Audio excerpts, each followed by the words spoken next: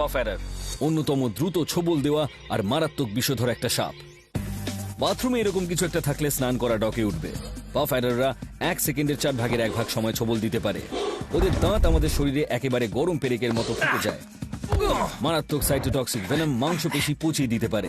কোনো হাতে কামড় খাওয়ার পর ঠিক সময় চিকিৎসা না হলে আমার কোনো আঙুল আমি হারাতে পারি। আগে বালতিটাকে এখান থেকে সরিয়ে দিতে হবে। ট্রেনিং এর শুরুর দিকে এমবালিকে দিয়ে এত বিপজ্জনক একটা সাপ হ্যান্ডেল করানো যাবে না। তবে ওখানে ওই কয়েনটা কেন রয়েছে সেটাও জানলেও জানতে পারে। আচ্ছা, ওখানে ওই কয়েনটা কেন ওর আছে? গায়ে কয়েন কেন? মানে আপনাদের মধ্যে কি কেউ ছুঁড়ে দিয়েছেন ওর গায়ে?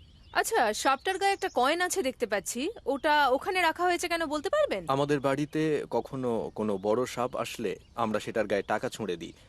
যদি ওটা আমাদের পূর্বপুরুষ না হয় তাহলে ফোঁস করে, কিন্তু যদি আমাদের পূর্বপুরুষ হয় তাহলে চুপ করে থাকে। তাহলে ওটাকে ঘর থেকে বের করতে সুবিধা হয় আর কি। আসলে আফ্রিকান কালচারে এই ব্যাপারটা আছে, কেউ যদি কোনো সাপ দেখেন, বিশেষ করে নিজের বাড়িতে, আর সেটা যদি ফোঁস না করে, তাহলে বুঝতে হবে যে সাপটা মানুষজনকে ভয় পাচ্ছে না। আর এটাই হলো আমাদের ট্র্যাডিশন। আচ্ছা, ওটা আমাদের পূর্বপুরুষ এটা হতে পারে। আমাদের সকলের আচ্ছা। বিশ্বাস। আচ্ছা, পূর্বপুরুষ কিনা জানি না, কিন্তু সাপটা ভীষণ তেতে আছে।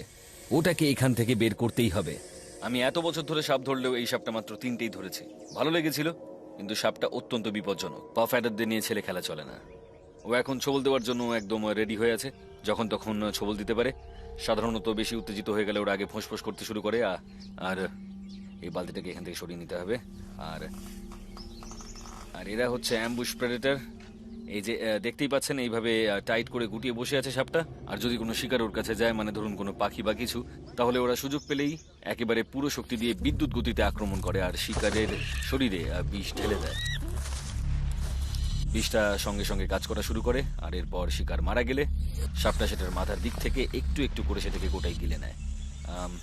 ও সত্যি একদম রেডি হয়ে আছে। আমি যদি আমার হাতটা ওর কাছে নিয়ে যাই তাহলে ও সঙ্গে সঙ্গে ছোবল দেবে।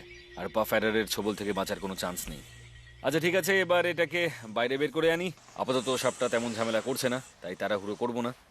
আচ্ছা, কেউ কিন্তু এর কাছে আসবেন না, ঠিক আছে? এটাকে এবার এখানে রাখবো। দেখেছো? দেখছেন কিভাবে জিব্বার করছে? সরে যাও। ওরে বাবা রে। ওর কাছে কিন্তু কেউ আসবেন না। আমি ওর লেজটা ছাড়বো। এই যে সাবধানে, ছোবল খেলেই ছবি হয়ে যাবে।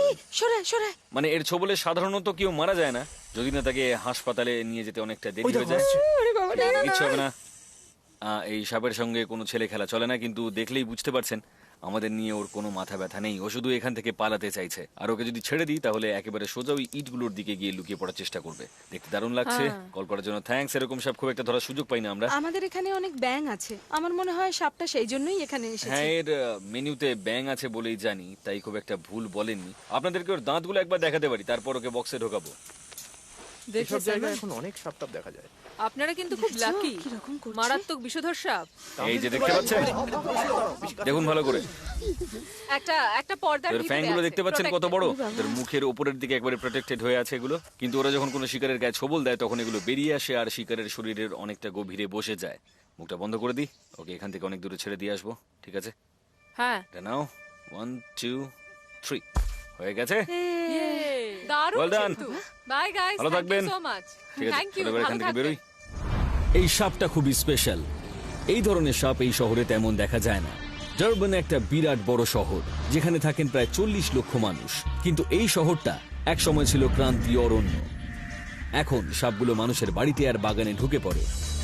আর এখন যা গরম পড়েছে তাতে আমাদের ফোন ক্রমাগত বেজেই যাচ্ছে। সাধারণত আমরা যখন কাউকে সাপের ছবি পাঠাতে বলি তারা একটা না একটা ছবি পাঠিয়ে দেন, কিন্তু আজ আমরা সাপের ছবি পাইনি, পেয়েছি সাপের পটির ছবি। সাপ নয়, কিন্তু দুর্ভাগ্যবশত পটির ছবি দেখে বলা সম্ভব নয় ওটা কোন সাপের। কি সাপ জানতে না পারায় আমাদের আরো সাবধান থাকতে হবে। Hello, hi. ভিডিওটি ভালো লাগলে লাইক, শেয়ার এবং সাবস্ক্রাইব করুন।